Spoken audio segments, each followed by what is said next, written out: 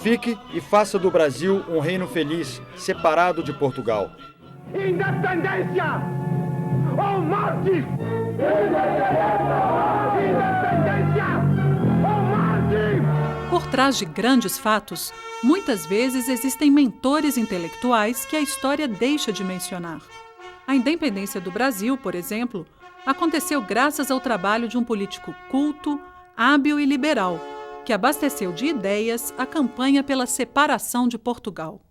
Esse mentor foi José Bonifácio de Andrada e Silva, um dos homens públicos mais importantes do Império e um dos principais líderes da independência do Brasil.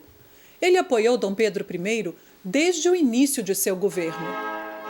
Ele nasceu em 1763, na cidade de Santos, e aos 20 anos de idade foi estudar em Portugal. Formou-se em Direito, Filosofia e Mineralogia pela Universidade de Coimbra. Só retornou ao Brasil 36 anos depois, com o objetivo de descansar e de fugir da vida pública. Mas não conseguiu realizar sua vontade. Foi convencido pelos irmãos a disputar as eleições pela província de São Paulo. Tornou-se líder político e se elegeu para a bancada brasileira nas Cortes Constitucionais de Lisboa. Naquele momento, iniciou sua participação no processo de independência. Tornou-se ainda grão-mestre da Loja do Grande Oriente da Maçonaria e foi destituído por não ceder à pressão dos levantes pela independência.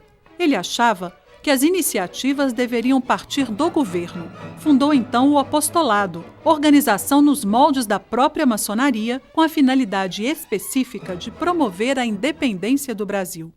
Por conta das ideias políticas de José Bonifácio, ele acaba se aproximando de Dom Pedro I. Por quê? José Bonifácio ele era um monarquista constitucional e defendia as ideias liberais. E isso agradava bastante Dom Pedro, que lhe deu um cargo no ministério. Esse cargo no ministério de Pedro, ainda regente, fez com que os dois se aproximassem cada vez mais e que levasse José Bonifácio a convencer Dom Pedro I a participar do processo de independência do Brasil.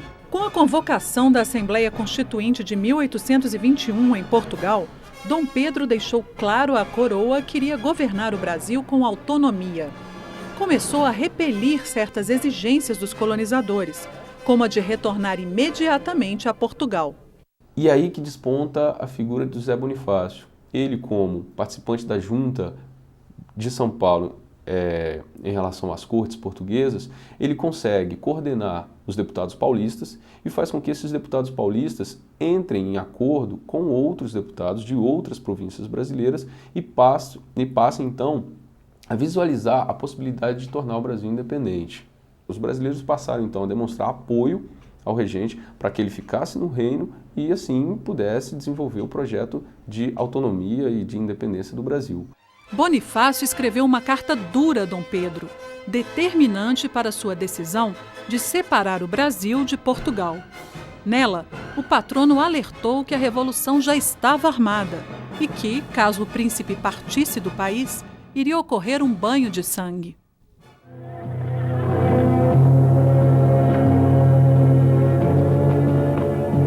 Da parte da princesa Dona Leopoldina e do senhor ministro José Bonifácio.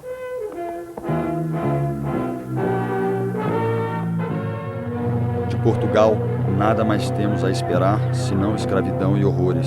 Decida-se, Vossa Alteza, o quanto antes. O desligamento de Portugal manteve a ordem e a unidade nacional, assim como o patrono idealizou. Ele queria um Brasil moderno e civilizado. Por isso, sugeriu o fim gradual da escravidão, a civilização dos índios, além de uma reforma agrária. Propôs também o povoamento do sertão brasileiro e a construção de uma capital no interior do país. Já velho, Bonifácio atendeu ao pedido do amigo e imperador para ser tutor de Dom Pedro II. Morreu em 1838, antes de atingir seu objetivo, a tranquilidade que buscara quando veio de Portugal. Por todo o seu trabalho no processo de independência, José Bonifácio é considerado um dos construtores do Brasil.